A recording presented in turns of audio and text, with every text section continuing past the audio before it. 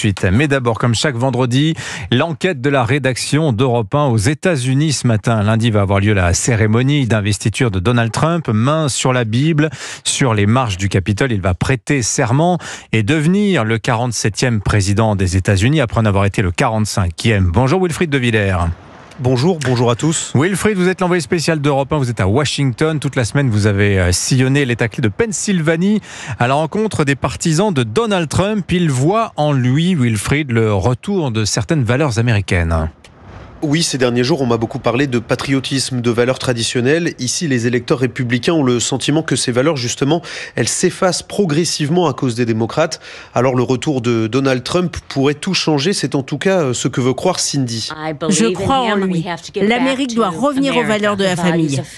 J'ai rencontré Cindy à Charleroi, une ville industrielle du sud-ouest de la Pennsylvanie. Mère de 3 enfants, quand on lui parle de valeurs, elle évoque tout de suite le combat de Donald Trump contre l'idéologie woke et ses craintes aussi vis-à-vis de la question du genre.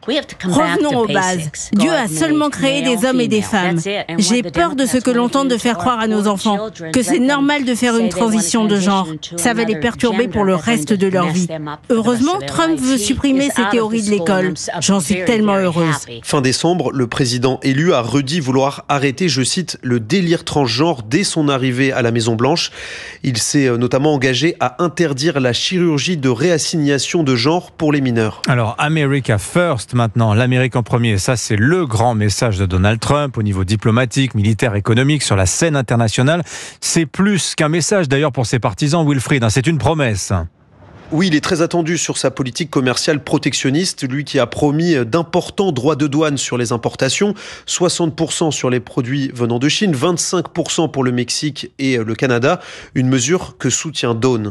C'est sûr que c'est risqué pour notre économie, mais quand vous regardez les droits de douane que les autres pays nous imposent, ça me paraît normal de faire la même chose.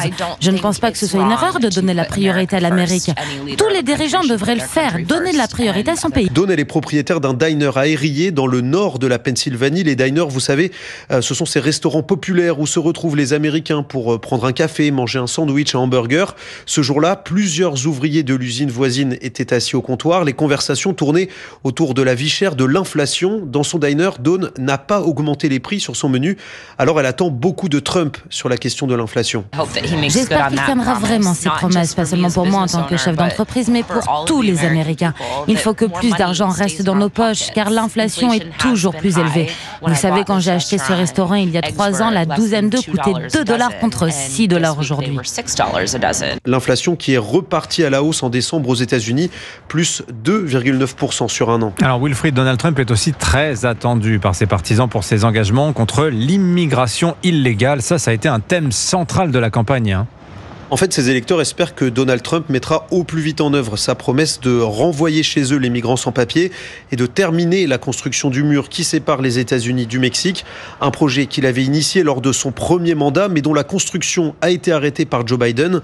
Tim veut que le chantier reprenne dès le retour de Trump au pouvoir. Il faut fermer la frontière. Je n'ai rien contre les personnes qui veulent venir aux États-Unis, mais il faut qu'elles arrivent légalement. On ne peut plus se permettre de prendre en charge toutes ces personnes qui arrivent chez nous. On compte quelques 11 millions de migrants illégaux ici aux États-Unis.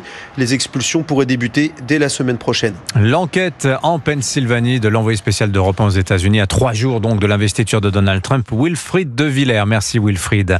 Il est 8h moins le quart.